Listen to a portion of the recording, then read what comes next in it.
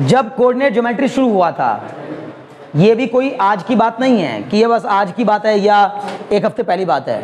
Coordinate geometry शुरू हुआ था कहाँ से? जहाँ से हमने स्ट्रेट लाइन शुरू किया था, याद है? स्ट्रेट लाइन से लेकर और इंट्रोडक्शन टू 3D ज्योमेट्री तक पूरा पार्ट मेरे अकॉर्डिंग कोऑर्डिनेट ज्योमेट्री का पार्ट है। इसको हम लोग कोऑर्डिनेट ज्योमेट्री का पार्ट मानते हैं, पूरा पूरा कोऑर्डिनेट ज्योमेट्री का पार्ट है। ये कोऑर्डिनेट ज्योमेट्री जिस दिन शुरू हुई थी, मैंने उसी दिन आपसे कहा था कि इसको आप बिल्कुल भी आसान ना समझे। ये खाली देखने में आसान लगेगा पर आसान होगा नहीं, ठीक है ना? क्यों? क्योंकि इसमें बहुत सारी चीजें सोच समझ कर करने वाली होती हैं। तो मुझे पूरी उम्मीद है कि आप आज की क्लास को एंजॉय करने के लिए तैयार हो गए होंगे। जो मैं पूछूंगा उसका जवाब आप मुझे बहुत तेजी के साथ देंगे, ताकि एक टेस्टिंग हो जाए कि आपने इस कोऑर्डिनेट ज्योमेट्री में कितना सीखा। नहीं तो आगे के जो दो तीन चैप्टर बचे कुछ नहीं हो, बहुत जल्दी कवर हो जाएंगे, चिंता नहीं करनी है, बहुत रिलैक्स हम इसमें। चलिए, जो मैं पूछूंगा जवाब देंगे। प्लीज कॉन्सेंट्रेट माइंड, बहुत इंपॉर्टेंट क्लास है ये। मैं कहीं से भी रैंडम पूछूंगा, रैंडम, ठीक है ना? और आपको रैंडमली जवाब देना है। तो बताइए जल्दी से, सबसे पहली बात, intercept form of a line. Intercept, भाई रुक जाओ, जिससे पूछूंगा जवाब देगा। Intercept form of a line, intercept form of a line. Random पूछ रहा हूं मैं, रैंडम पूछूंगा, रैंडमली पूरा का पूरा कवर हो जाएगा आधे घंटे के अंदर। आधे घंटे 40 मिनट में ये पूरा कवर हो जाएगा अगर आप सही से बैठ जाए तो। इंटरसेप्ट फॉर्म ऑफ लाइन, बोलो दो लोग पीछे। हाँ, very good. x upon a plus y upon b equal to 1। बहुत सही, बहुत बढ़िया। सुनो बस ध्यान से, अब ये कहलाती है intercept form of a line. इसमें a क्या है? x एक्सिस पर वो लाइन कहां कट कर रही है, और b क्या है? y एक्सिस पर वो कहां कट कर रही है। मींस x एक्सिस पे काटे गए टुकड़े की लंबाई a है और y एक्सिस पर काटे गए टुकड़े की लंबाई b है। तो ये इस तरह की लाइन की इक्वेशन है। जैसे मान लीजिए ये मेरी x एक्सिस, ये y एक्सिस और ये मैंने लाइन बनाई, तो ये बोलो ये कितना हो गया? a, और ये कितना हो गया? b। बोलिए पक्का? चलो बहुत बढ़िया। ये वाला क्या हो जाएगा? b। तो इस लाइन की इक्वेशन है ये क्या? x upon a equal to 1। बोलो को डाउट हो तो? बहुत बढ़िया। दूसरा बताएंगे, ठीक है ना? What is the condition of perpendicularity of two lines? तुम दोनों में से कोई बताओ, what is the condition of perpendicular? मैंने कहा रैंडम पूछूंगा कुछ भी। m1 इंटू m2 बराबर -1। Very good. दो लाइंस एक दूसरे के परपेंडिकुलर कहलाती हैं। लकी तुम भी ध्यान से देखते थे ना, ठीक है? मान लीजिए ये दो लाइन है, एक का स्लोप m1, दूसरी लाइन का स्लोप है, तो ये दोनों एक दूसरे के अगर परपेंडिकुलर है, मतलब इनके बीच में अगर 90 डिग्री का एंगल बन रहा है, तो m1 इंटू m2 बराबर क्या होगा? -1। क्लियर है? बहुत बढ़िया। क्या कहने हैं, ठीक है? ध्यान लगाइए। What is the formula for slope of a line passing through 2 point? Sahil, एक लाइन का स्लोप कैसे पता करेंगे अगर वो 2 पॉइंट से पास हो रही हो?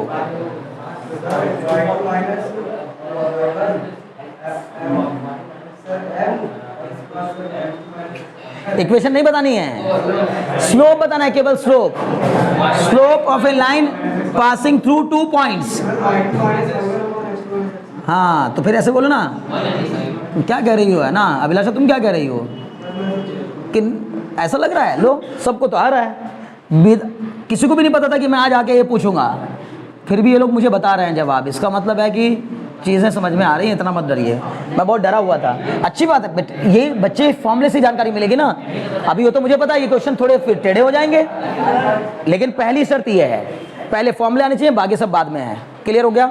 बहुत अच्छे। चलो तुम बताओ, नॉर्मल फॉर्म बताओ Abhilasha, normal form of a line. रुको रुको रुको, हाँ।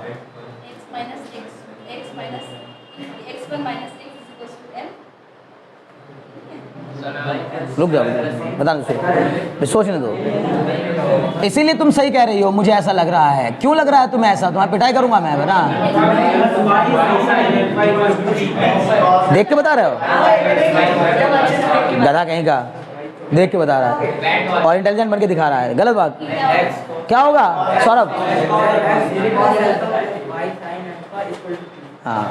Normal form of a line x cos alpha plus y sin alpha equal to p, where alpha is the angle, where alpha is the angle. Alpha क्या है Nikhil? Alpha क्या है इसमें?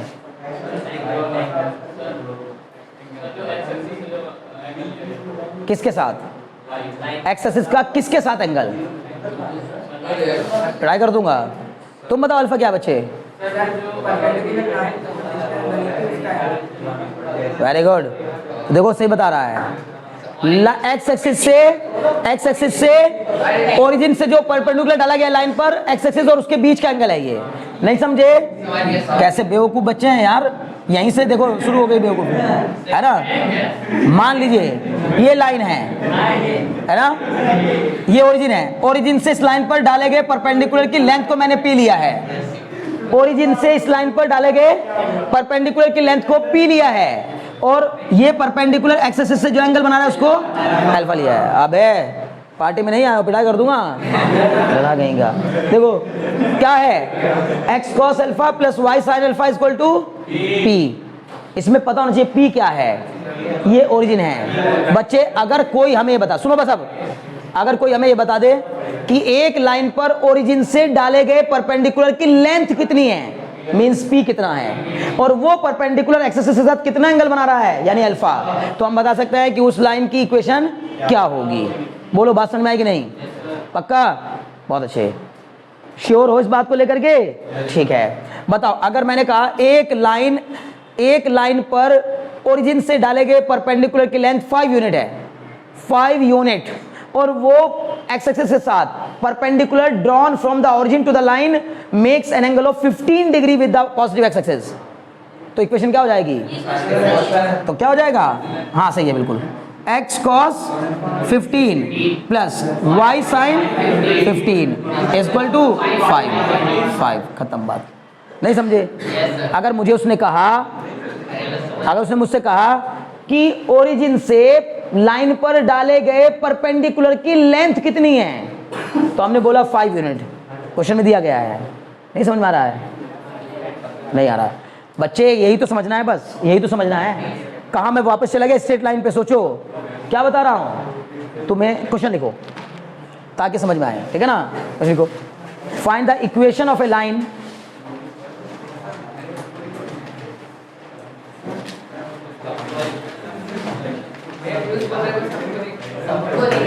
सबको लिखो है ना। Find the equation of line, find the equation of a line, ठीक है ना। The length of the perpendicular drawn from the origin to the line is the length of perpendicular drawn from the origin to the line. The length of perpendicular drawn from the origin to the line. The length of perpendicular drawn from the origin to the line is 5 unit. And this perpendicular makes an angle of 15 degree. And this perpendicular makes an angle of 15 degree with the positive x-axis. And this perpendicular makes an angle of 15 degree with the positive x-axis. Clear? ठीक है, देखिए समझिएगा। सबसे पहली बात इसने क्या कहा, एक ऐसी लाइन की इक्वेशन बताओ जिसके ऊपर ओरिजिन से डाले गए परपेंडिकुलर की लेंथ कितनी है, ओरिजिन से उस लाइन पर डाले गए परपेंडिकुलर की लेंथ कितनी है, 5 यूनिट। इसको पी कहते हैं, पी। इस फॉर्मूले में पी क्या होता है? पी होता है ओरिजिन से उस लाइन पर डाले गए परपेंडिकुलर की लेंथ। क्लियर? और अल्फा होता है angle made by this perpendicular with positive x axis. NCERT में यही एक्स कॉस ओमेगा दिया है, आपको चिंता नहीं करनी हो, तो अल्फा लो या ओमेगा लो, तो सिंबल है केवल, है ना, आपकी मर्जी है। क्लियर? तो अब मैंने कहा एंगल अल्फा कितना दिया है, 15 डिग्री, और पी कितना दिया है, 5। बस फॉर्मूले में आंसर आ गया। अब बस करना क्या है तुम्हें, cos 15 और sin 15 की वैल्यू निकालनी है। निकाल पाओगे? बहुत अच्छे। cos 15 की वैल्यू निकालनी हो तो क्या करेंगे क्रिश? cos 15 की वैल्यू निकालनी तो क्या करेंगे? वेरी गुड, cos 45 माइनस 30 इसको लिख देंगे। सर इसको हम लिख देंगे cos 45 माइनस 30, ठीक है ना, 30। अब लगेगा cos a माइनस बी का फॉर्मूला, और इसी तरह से sin 15 की वैल्यू निकालनी होगी तो sin 45 माइनस 30, समझ ना? हाँ, इसका क्या होगा, cos a cos b plus sin a sin b, और sin a माइनस बी का होगा sin a cos b minus cos a sin b। लगा करके आपको ये वैल्यू मिल जाएगी, ये वैल्यू मिल जाएगी। अब ये मत कहना सर x और y की वैल्यू कहाँ से मिलेगी, कौन कौन कह रहा है सर एक्स और वाई की वैल्यू कहाँ से मिलेगी? वो थोड़ी मिलेगी, उसके तो टर्म्स में ही छोड़ना है, इक्वेशन बनानी है ना, तो एक्स और वाई के टर्म्स में आंसर आएगा। समझ गए? पक्का? चलो ठीक है, नेक्स्ट। हाँ ठीक, बहुत बढ़िया, जो भी है सही है। बड़े बड़े ठीक। आप बताओ मुझे, बहुत ध्यान सुनिएगा, बात ना करें बस। Equation of a line passing through the origin, equation of a line passing through the origin का फॉर्मूला बताओ जल्दी से। चलो बताओ, वॉलंटरी बताओ। Equation of a line passing through the origin, y equal to, पिटाई करूंगा बहुत, समझ गए ना? कुछ नहीं पढ़ रहे तुम लोग, सब बेवकूफ बना रहे हो मुझे, है ना? y is equal to mx केवल। Equation of a line passing through the origin. अरे भाई, जब ओरिजिन से पास होगी तो y एक्सिस को कहां काटेगी? कहां काटेगी बोलो? कहीं नहीं। ओरिजिन पे कट करेगी। कहां कट करेगी? और अगर कोई चीज y एक्सिस को ओरिजिन पे कट कर रही हो तो ओरिजिन से y एक्सिस पे काटा गया टुकड़ा कितना हुआ? 0। तो c की वैल्यू कितनी हुई? तो फॉर्मूला होता है वैसे y बराबर mx प्लस c, लेकिन c की वैल्यू क्या हो जाएगी? 0 हो जाएगी। स्पेशली कोई भी लाइन जब इस फॉर्म में पाई जाती है तो उसकी इक्वेशन y बराबर, मतलब वो समझ जाओ वो कहां से पास हो रही है? पक्का ओरिजिन से। अब बताओ, y बराबर 5x ओरिजिन से पास होगी कि नहीं होगी? बोलो, पता कैसे चलेगा ओरिजिन से पास होगी या नहीं होगी? ओरिजिन रख के देखो, बहुत बातें कर रहे हो। बताओ, y बराबर 3x ओरिजिन से पास होगी कि नहीं होगी? पहली बात तो y बराबर 5x, y बराबर 9x, y बराबर -10x, y बराबर -5x, y बराबर -3x, y बराबर -x, y बराबर +x, ये सब की सब कहां से पास होती है? हमेशा ओरिजिन से पास होती हैं। ये लाइंस हमेशा ओरिजिन से पास होती हैं। क्लियर? अगर मैं तुमसे कह रहा हूं प्रूफ करो कि ओरिजिन से पास होती है, तो ये मत कहना सर आपने बताया था y बराबर mx लाइन की इक्वेशन होती है ओरिजिन से पास। सही है बात, बिल्कुल गलत नहीं है, लेकिन अगर आपको ये पता करना है ये ओरिजिन से पास हो रही है, कैसे पता करोगे? ओरिजिन के कोऑर्डिनेट उस लाइन की इक्वेशन में रख के देखेंगे। अगर सेटिस्फाई कर जाए तो हम कहेंगे यस सर, ये पॉइंट इसके ऊपर लाई करेगा। समझ गए ना? बताओ, y बराबर 3x पर ओरिजिन लाई करता है कि नहीं? y बराबर 3x पर ओरिजिन लाई करता है कि नहीं? सर करता है। x बराबर 0 रखो, y बराबर 0 रखो, तो 0 बराबर 0 आ जाएगा। समझ ना? y बराबर 3x में x की जगह 0, y की जगह 0, तो 0 बराबर 0। सही है, सेटिस्फाई कर रहा है। y बराबर 9x को सेटिस्फाई करेगा कि नहीं? करेगा। y बराबर -2x को करेगा कि नहीं? करेगा सर। 0 बराबर -0, -0 कुछ नहीं होता, 0 ही होता है वो भी। क्लियर? बोलो, कोई डाउट हो तो? अब बताओ, स्लोप इंटरसेप्ट फॉर्म क्या होगी? Slope intercept form, slope intercept form y is equal to mx plus c। Slope intercept form of a line, slope intercept. अब जब तक इसके रटने से कुछ नहीं होना है, होगा इस बात से कि आप जानो कि इसमें ये m क्या है, इसमें c क्या है। m है स्लोप, m क्या है? स्लोप है। और c क्या है? y एक्सिस पर काटा गया टुकड़ा, y एक्सिस पर वो कितना टुकड़ा कट कर रही है उसकी लंबाई है c। तो y बराबर mx प्लस c। जैसे मान लो मैंने तुमसे कहा एक लाइन है, देखिए इस पॉइंट के कोऑर्डिनेट 0,3 हैं और ये एंगल 135 डिग्री है। बताओ इस लाइन की इक्वेशन। सुनो हे बच्चे, ध्यान लगाओ। मैंने कहा ये एंगल कितना है? 135 डिग्री, और इस पॉइंट के कोऑर्डिनेट क्या हैं? 0,3, 0,3। मैंने पूछा इस लाइन की इक्वेशन बताओ, इस लाइन की इक्वेशन बताओ। क्या करेंगे उसके लिए? हम कहेंगे सर ये जो 135 डिग्री है इसकी हेल्प से निकाल लेंगे पहले स्लोप, क्योंकि पॉजिटिव एक्सिस से बनाए गए एंगल की टेंजेंट ही क्या होती है? Very good. तो m बराबर क्या हो जाएगा? tan 135। तो स्लोप तो हो जाएगा m बराबर tan 135, m बराबर tan 135। तो कितना आएगा? -1। tan 135 की वैल्यू -1 होती है, tan 90 प्लस 45 करके, है ना? आ जाएगा। ये बताओ c कितना होगा? c सर अगर इसका कोऑर्डिनेट 0,3 है तो इसका मतलब हम x पे चलेंगे 0 और y पे चलेंगे 3, तो ये वाली ऊंचाई कितनी हो गई? तो सर यही तो c होता है, यही तो c होता है। तो m भी मिल गया, c भी मिल गया। क्या बन जाएगी इक्वेशन? y बराबर mx प्लस c, इसमें रख दो y बराबर -1x प्लस 3। हो गया खत्म। चाहो तो इस -x को इधर ले आओ, x प्लस y बराबर 3 हो जाएगा। x प्लस वाई बराबर 3। बोलो समझ में आ रहा है कि नहीं? पक्का 100%? ठीक, ये दिमाग लगाना है। अभी तो स्ट्रेट लाइन में खो के रह गए आप लोग।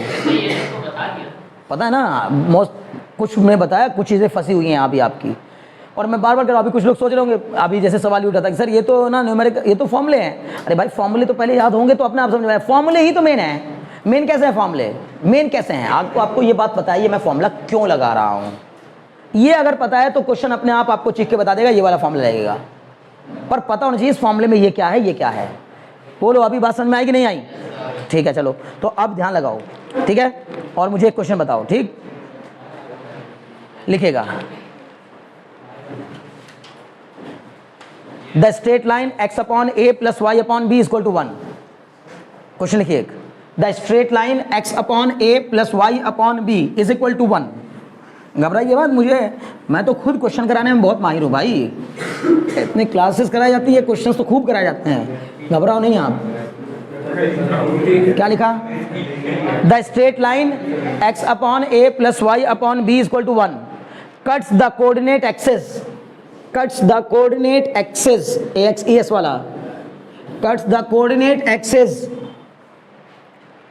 at a and b, at a and capital A and capital B, है ना, A and B। एक बार फिर रिपीट कर रहा हूं, क्या कहा क्वेश्चन में? The straight line x upon a plus Y upon b, ठीक है ना, the straight line x upon a plus x upon a plus y upon b is equal to 1 cuts the axis at a and b। कहां पे कट कर रही है? At a and b। Clear? Find the equation of circle, find the equation of circle, find the equation of circle passing through, find the equation of circle passing through origin, find the equation of circle passing through origin comma a and b, find the equation of circle passing through origin comma a and b। Question समझ में आया? बहुत बढ़िया, करिए question, देखते हैं कितने लोग कर पा रहे हैं।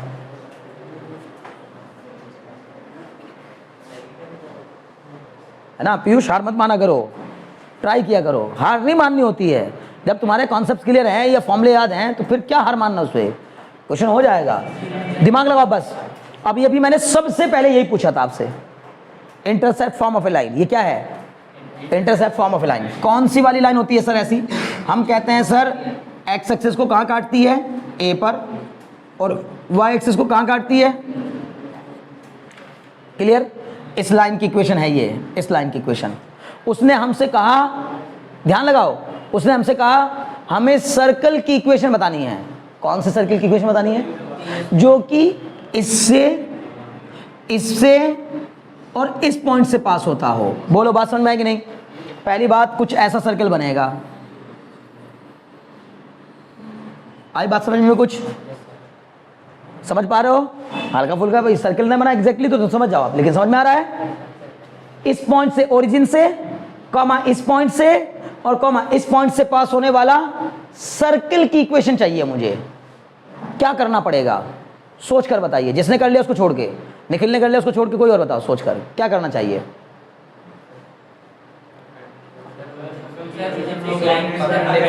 एक मिनट चलो छोड़ बता। हाँ क्या करें? कौन कौन से? हाँ हाँ ठीक। सर्कल की इक्वेशन क्या मान लें? Let the equation of circle x minus H का whole square plus y minus K का whole square is equal to R square. ठीक, कितने वेरिएबल हो गए इसमें? कितने वेरिएबल हो गए? 3। कौन कौन से 3? एच के और आर। अगर मुझे एच के आर पता हो तो इक्वेशन सर्कल बन जाएगी ना आराम से। ठीक है, तो एच कॉमा के कॉमा आर 3 वेरिएबल, और इस पॉइंट को अगर सेटिस्फाई करा दूंगा तो एक इक्वेशन बनेगी कि नहीं बनेगी? बोलो।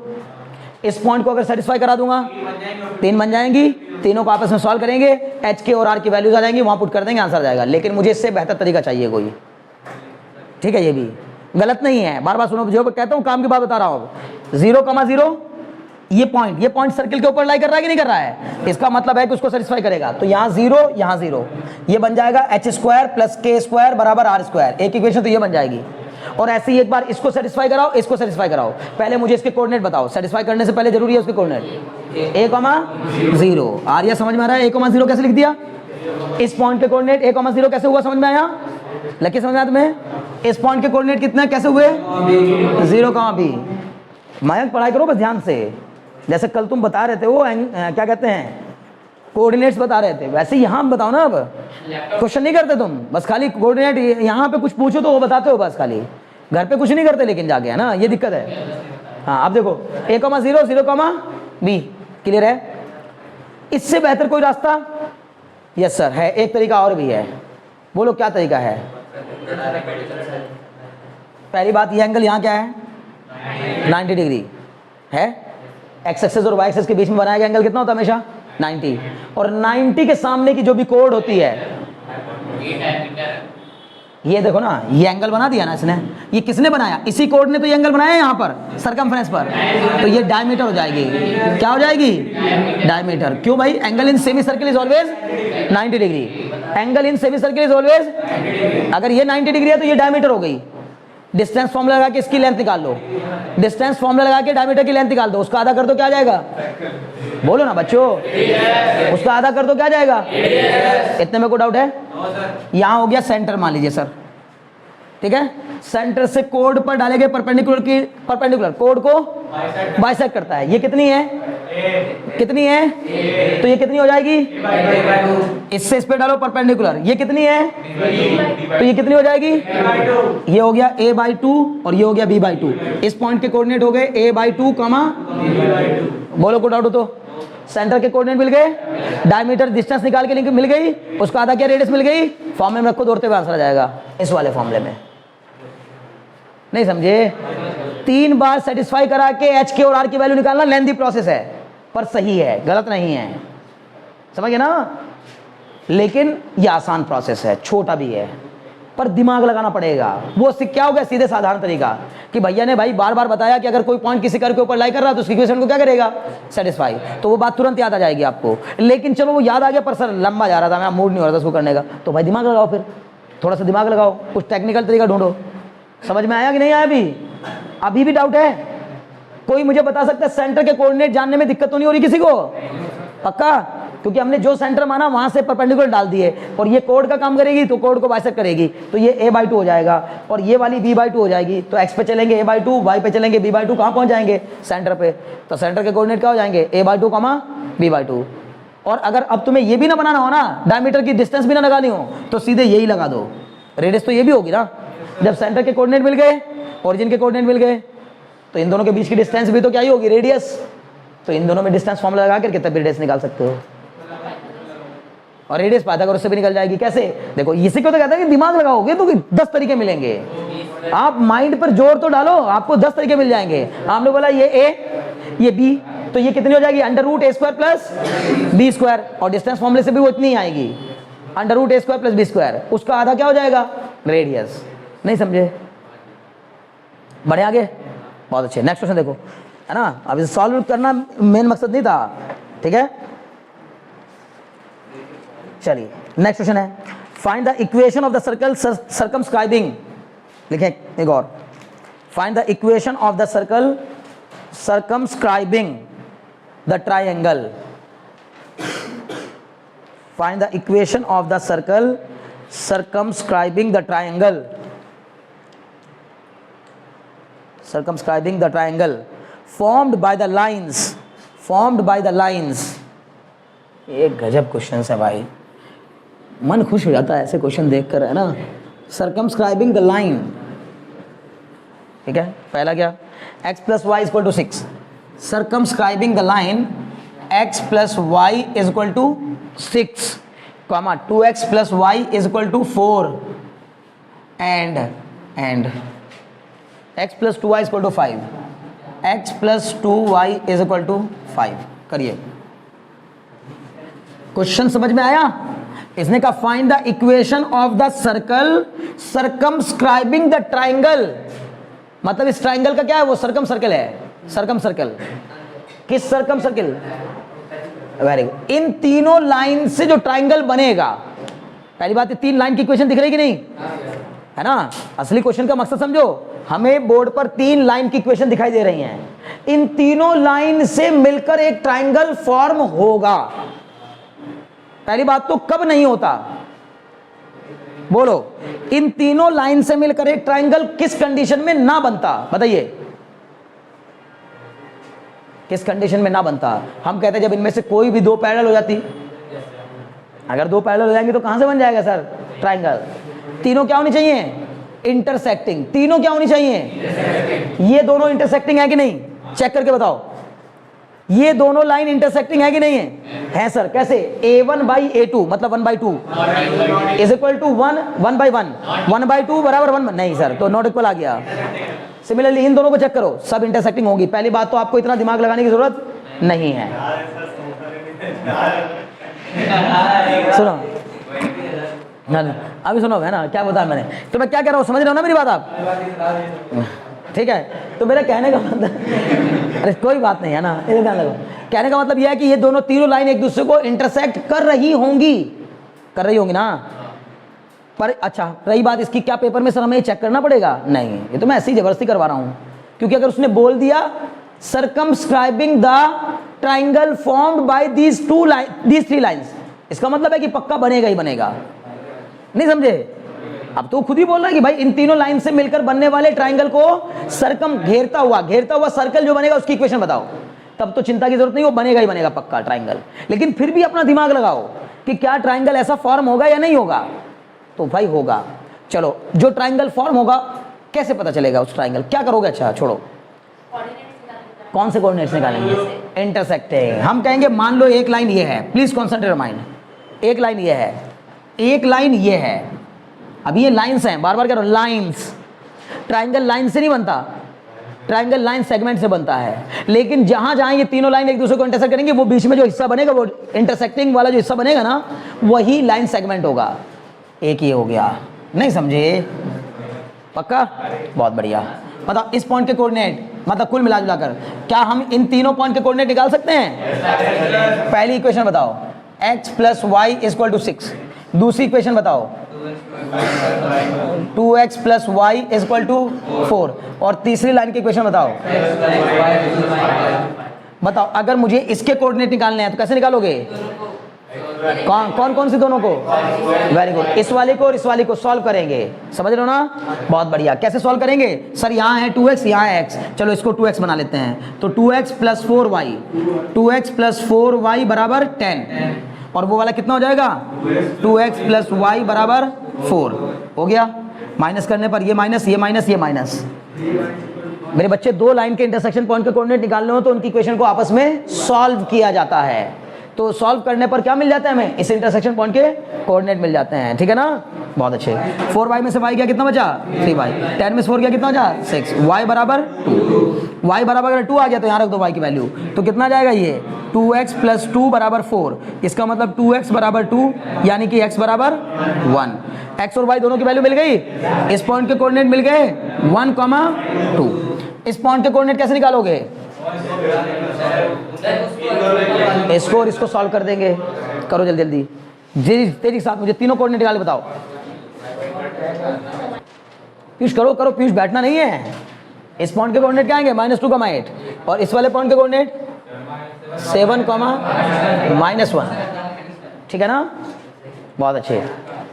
इन दोनों को सॉल्व करेंगे, इस वाली लाइन को और इस वाली लाइन की इक्वेशन को, इस इक्वेशन को और इस वाली इक्वेशन को जब हम सॉल्व करेंगे, इस वाली लाइन की इक्वेशन को और इस वाली लाइन की इक्वेशन को, मतलब ये और ये, तो ये मिलेगा, ये नहीं समझी, देखो इस लाइन की इक्वेशन को और इस लाइन की इक्वेशन को जब सॉल्व करेंगे तो ये मिलेगा कि नहीं। तो इसकी इक्वेशन क्या है, इसको बना लेते हैं 2x, या नहीं छोड़ो जरूरत नहीं है, इसकी कितनी है ये, x + y = 6, और ये कितना है 2x + y = 4, माइनस कर दो, ये माइनस, ये माइनस, ये माइनस, ये कैंसिल, x में से 2x गया, -x = 2, तो x बराबर कितना आ जाएगा, -2 आया, x बराबर -2, गलत हो रहा है वो होगा -2 का माइंड मेरे हिसाब से, तुम अपना वाला बताइए, ठीक है ना। x के लिए -2 यहाँ रखो, यहाँ हाँ, -2 + y बराबर कितना 6, तो y बराबर कितना आ जाएगा 8। तो इस वाले पॉइंट के कोऑर्डिनेट आएंगे -2, 8 और इसके क्या आएंगे अब समझो, समझ में आया पक्का। इसके कैसे निकालूं, इसके बोलेंगे ये इक्वेशन और ये वाली इक्वेशन, नहीं समझे, ये वाली लाइन नहीं, ये तो इन दोनों की इक्वेशन की होगी, यहाँ 4 और 6 है तो ये वाला पॉइंट हुआ ना, नहीं सर उसका आएगा ये लाइन हाँ, तो इसकी और ये लाइन, इसकी इक्वेशन x + 2y = 5 है, आपने तो 2x + y = नहीं नहीं नहीं, गलत गलत गलत गलत, वो इसकी है, ये इसकी है, ये इसकी है। हाँ। लेकिन ये जो आपने लाइन पॉइंट निकाला है ना, वो इसका है। किसका, ये वाला जो पॉइंट है, मैं ये निकाल रहा हूँ ये। हाँ ये इसका है। आपने कौन दो अलग-अलग इक्वेशंस को बच्चे मेरे प्यारे, ये आपने कौन सी इक्वेशंस को एलिमिनेट किया? एक तो ली मैंने ये वाली इक्वेशन, नहीं, ये वाली इक्वेशन, ये वाली इक्वेशन क्या है x + y = 6, और एक ली ये वाली इक्वेशन, ये वाली। अरे ये वाली लाइन ली ना, ये वाली लाइन, ये लाइन ली है ये, और एक ली है ये, वो लाइन लिखा है। हाँ वो लिखा मैंने, दो उससे क्यों बंद, हाँ कंफ्यूज मत हो, ठीक है ना, अलरो मत, समझ में आ गया तुम्हें, बहुत अच्छे। अब ये वाली लाइन देखो, ये कौन सी लाइन की इक्वेशन है, इसकी, और ये वाली इसकी, तो ये 2x + y = 4 और x + 2y, तो एक काम कर लेते हैं, इसको भी क्या कर लेते हैं, 2x + 4y = 10, क्या हो जाएगा, माइनस माइनस माइनस, ये कैंसिल, y में से 4y गया, माइनस का 3y, 4 में से 10 गया, माइनस का 6, y बराबर कितना जाएगा 2।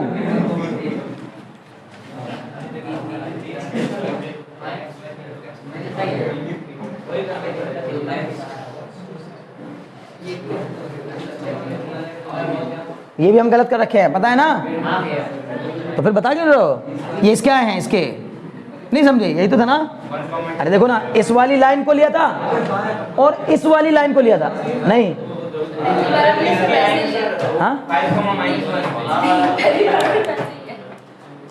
देखो सुनो, छोड़ो कोई बात नहीं, ये मुझे बताओ, ये मैंने कौन कौन सी दो लाइनें ली हैं, एक तो ये ली है 2x + 4y = 10, पहले आपने वही माना था। ओह ये मैं यहाँ गलत ले गया, नहीं पहले आपने उसको वही ये इक्वेशन ली मैंने, एक मुझे ये लेनी चाहिए थी, ये वाली लेनी चाहिए थी, तो ये क्या हो जाता अब ये, लेकिन ये समझो ये किसका आ गया, ये आ गया इसका और इसका, हाँ ये वाला नहीं, ये आ गया इसका, ये 1, ये जो मेरा 1,2 है वो इसका आया है 1,2, समझ गए।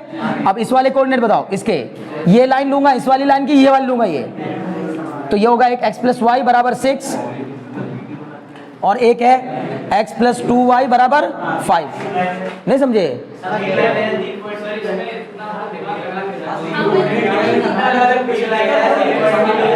एक मिनट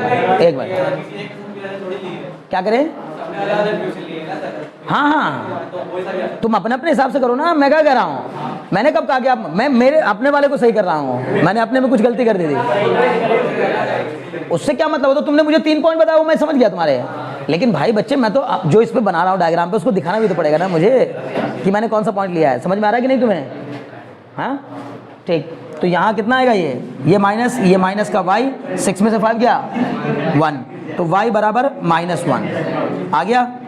अब देखो y की वैल्यू यहाँ रख दो, तो x - 1 = 6, x = 7, तो 7, -1 ये हो जाएगा, ठीक है, इस पॉइंट के कोऑर्डिनेट 7, -1, कुल मिला के 3 पॉइंट मिल गए। अब बताओ आगे क्या करेंगे, अगर हमें 3 पॉइंट के कोऑर्डिनेट मिल गए और हमें इन तीनों पॉइंट से पास होता हुआ सर्कल बनाना है, क्या करोगे, बताओ क्या करेंगे। अभी मुझे 3 पॉइंट मिल गए बच्चे, एक मिल गया ये, एक ये और एक ये, मुझे इन तीनों से पास होता हुआ एक सर्कल बनाना है, ये ठीक है, इसकी इक्वेशन बनानी है, कैसे बनाऊं, तो हम कहेंगे सर लेट द इक्वेशन, अब मेरे पास कोई और रास्ता नहीं, वही रास्ता है बस, late the equation x² + y² + 2gx + 2fy + c = 0, बोलो नहीं समझे, ये बच्चे बात समझो ना, मैं क्या कर रहा हूं, मैंने कौन सी वाली इक्वेशन ले ली, जनरल फॉर्म ऑफ सर्कल, ये जनरल इक्वेशन ऑफ सर्कल होती है, एक बार सेटिस्फाई कराओ 7, -1 को, एक बार सेटिस्फाई कराओ 1,2 को, एक बार सेटिस्फाई कराओ -2, 8 को, उससे क्या बनेंगी, जी, एफ और सी में 3 इक्वेशन बनेंगी, जी एफ और सी में 3 इक्वेशन, उन तीनों को आपस में सॉल्व कर देना है, दौड़ते हुए आंसर आ जाना है। बोलो नहीं समझे? बोलो तुमने क्या करना चाहा? कैसे निकाल लें? हाँ कर लिए, एच कमा के मान लिए। दो इक्वेशन बना लेते हैं क्योंकि हमारे पास 3 कोऑर्डिनेट्स हैं, 3 रेडियस इक्वल होते हैं। हाँ तो एक बार दो में इक्वल, हाँ हाँ बिल्कुल, ये डिस्टेंस और ये डिस्टेंस आपस में इक्वल करके वहाँ से एक इक्वेशन बन जाएगी, फिर एक इसको इसको इक्वल करके इक्वेशन बनेगी। एच कॉमा के थोड़ा बड़ा वो भी हो जाएगा, कोई दिक्कत नहीं है, तरीका सही है। बढ़े आगे क्या? अरे अब मुझे एक बात बताओ, मैं इसको आगे सॉल्व करवाऊँ? पक्का? सोच लो, मैं बार बार आपसे कह रहा हूँ, यहाँ x और y के वैल्यूज रखनी है बार बार। एक बार रखना 7 कॉमा -1, x को 7 y को -1, ठीक है। फिर x को 1 y को 2, फिर x को 2 -2 और y को 8 रख करके यहाँ से हम g f और c में 3 इक्वेशन बनाएंगे, ठीक है। ये तो मिटा दूँ, इतना तो जो हुआ समझाना ही तो मेन मकसद था। चलो देखो कैसे बनेगी इक्वेशन। पहली बनेगी 7 का स्क्वायर प्लस ऑफ -1 का स्क्वायर, फिर प्लस 2 इंटू जी इंटू 7, फिर प्लस का 2f इंटू -1 प्लस c बराबर 0। यह आ जाएगा कितना? 49 प्लस 1 प्लस 14g, और यह आ जाएगा माइनस का कितना? 2f प्लस c बराबर 0। बताओ यहाँ से जी एफ और सी में एक इक्वेशन मिल गई क्या? इसी तरह ये दोनों पॉइंट रख के भी जी एफ और सी में एक इक्वेशन मिल जाएगी, 2 इक्वेशन। क्लियर? उन तीनों को सॉल्व करना है। रास्ता मैं बताऊं कैसा, क्या करना चाहिए? 3 इक्वेशन को सॉल्व करने का तरीका मैं बताऊं कैसे करना चाहिए। किसी एक में से किसी एक वेरिएबल की वैल्यू निकाल लो, जैसे इस वाले में से सी की वैल्यू पता कर लो जी और एफ के टर्म्स में, सी की वैल्यू जी और एफ के टर्म्स में, उसको बाकी की 2 में रख दो। समझ गए ना? क्योंकि ये सी तीनों में आएगा, ये सी तीनों में आएगा। पहली वाली में से सी निकालो जी और एफ के टर्म्स में, उसको सेकंड और थर्ड दोनों में रख दो। बताओ कौन एलिमिनेट हो जाएगा? सी। वो जो 2 बचेंगी उसमें जी और एफ रह जाएगा केवल, उनको आपस में सॉल्व कर दो, किसकी वैल्यू आ जाएगी? जी और एफ की वैल्यू आ जाएगी। और जी और एफ की वैल्यू आ गई तो पहली वाली में रख दो, सी निकल आएगा। बोलो नहीं समझे क्या? और जी और एफ सी, जी एफ और सी तीनों मिल गए तो यहां रख देना, आंसर आ जाएगा। क्लियर हुआ? पक्का? ओके नेक्स्ट बढ़ो, आगे बढ़ो ध्यान से ना।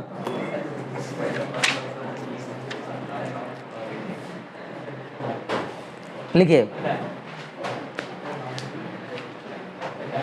If the line lx plus my equal to 1, if the line lx plus my equal to 1,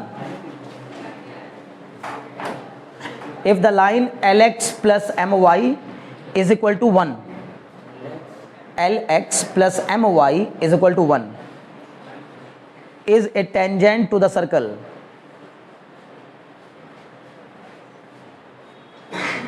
है ना? is a tangent to the circle, x square plus y square is equal to a square, x square plus y square is equal to a square। ठीक है, एक बार फिर repeat कर रहा हूं, क्या कहा? If the line lx plus my is equal to 1 is a tangent to the circle x square plus y square is equal to a square, then prove that l comma m lies on the circle, then prove that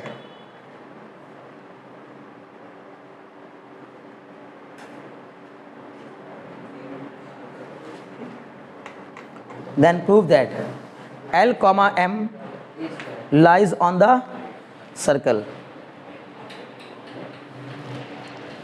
ठीक है, बताइए कर सकते हैं कि नहीं? Question समझ में आ रहा है? इसने कहा है, ध्यान सुनो, एक बार फिर रिपीट कर रहा हूं, lx प्लस my, एक सर्कल दिया। पहली बात तो ये सर्कल बताओ, सर्कल की इक्वेशन क्या दी है? X square plus y square equal to a square. तो इसका मतलब है इसका सेंटर तो होगा 0,0 पर, पता है ना आपको? ये उस सर्कल की इक्वेशन है जिसका सेंटर ओरिजिन पे लाई करता है, x square plus y square equal to a square. Clear? और ये रही इसकी टेंजेंट, कहाँ पर लाई करे? क्या है इस टेंजेंट की equation? L x plus equal to 1 होती है ना? तो सेंटर से इस टेंजेंट की जो दूरी होती है वही रेडियस के इक्वल होती है। बोलो होती है कि नहीं? पक्का? 100%? बहुत बढ़िया। आप मुझे बताओ, अगर सेंटर से इस लाइन पर डाले गए परपेंडिकुलर की लेंथ रेडियस के इक्वल आ जाए, अभी मुझे पता है टेंजेंट हमेशा वही होती है, लेकिन मैं अब वो नहीं करूंगा। मैं क्या करूंगा? मैं distance of this point from this line निकालूंगा। अभी मैं मानो, छोड़ो हटाओ ना, टेंजेंट दिया हुआ है ना। हाँ, उसने कहा लाइन टेंजेंट है, तो एक बात तो बताओ ना, टेंजेंट है तो हमें ये प्रूफ करना है ना। अच्छा हाँ ठीक है, हमें प्रूफ क्या करना है? हमें प्रूफ करना है कि L, M लाई कर रहा है कहां पर? सर्कल पर। क्लियर है? तो भाई अगर L, M सर्कल के ऊपर लाई कर रहा है तो L, M उसकी इक्वेशन को क्या करेगा? क्लियर है ना? यानी अगर L square plus M square, अगर L square plus M square A square के इक्वल आ जाए तो हम कह देंगे कि हाँ L, M इसके ऊपर लाई करेगा। ठीक है ना? हम कहेंगे if L, M lie on circle, L, M lie on circle, तो L square plus M square कितने के इक्वल होगा? A स्क्वायर के इक्वल। पक्का? अगर ये A स्क्वायर के इक्वल हो गया तो अब हम क्या कहेंगे? चलो यहां से इस पर परपेंडिकुलर डालते हैं इक्वेशन पर, Lx plus My equal to 1, यही तो दिया ना? ओके जी। नहीं, इसको नहीं मान सकते। क्यों मान ले? हम नहीं मान सकते।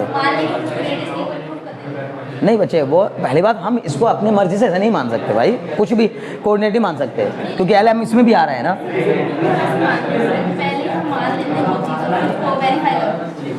नहीं, ऐसा नहीं होता। हम ये मानते हैं, सुनो, जब भी कभी ये बच्चे ध्यान लगाओ, प्रूविंग के दो ही रास्ते हैं, या तो आप कोई चीज़ लेके चलो और लास्ट में अल्टीमेटली वो प्रूफ हो जाए। आप कुछ लेके चले शुरुआत में और उसको धीरे धीरे सॉल्व करते करते कहाँ तक पहुँच गए? हैंस प्रूफ तक। या फिर एक रास्ता ये होता है कि आप जो प्रूफ करना है उसका उल्टा मानकर चले और अपने एजम्पशन को रॉन्ग प्रूफ कर दिया, बाद में आते आते लास्ट में वो एजम्पशन क्या हो गया? गलत साबित हो गया। हमने जो माना वो गलत साबित हो गया। समझ गए ना? बस यही दो रास्ते हैं, तब कहते हैं कि वो प्रूफ हो गया। अभी सुनो ये बच्चे, ध्यान लगाओ। तो यहां से आप इस पॉइंट से इस लाइन पर डालेंगे परपेंडिकुलर की डिस्टेंस बताओ पहले मुझे, डी बताओ। मैंने इसको पहले मान लिया डी, छोड़ो अभी। क्लियर है? बल्कि ये डी क्या, मैं सीधे कह दूंगा ए बराबर कितना आएगा? Mod of AX1। ए कितना है? L है। X1 कितना है? 0 प्लस B कितना है? M। Y1 कितना है? 0 -1 upon under root L square plus M square. Clear?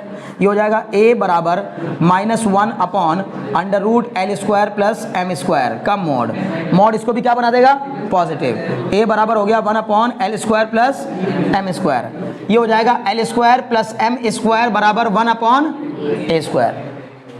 L square plus M square बराबर 1 अपॉन A स्क्वायर। अगर L square plus M square A square के इक्वल है, कुछ गलत हो गया क्या?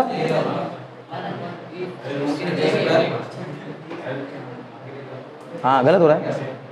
ये क्या होगा? यहाँ पर स्क्वायर रूट था ना, स्क्वायर रूट है ना अभी ये, तो ये होगा। अच्छा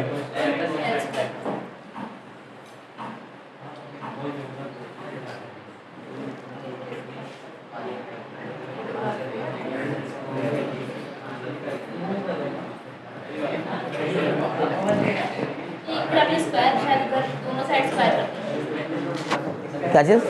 वो तो करूंगा मैं, वो कर दूंगा। ये हो जाएगा under root L square plus M square बराबर कितना हो जाएगा? 1 अपॉन A।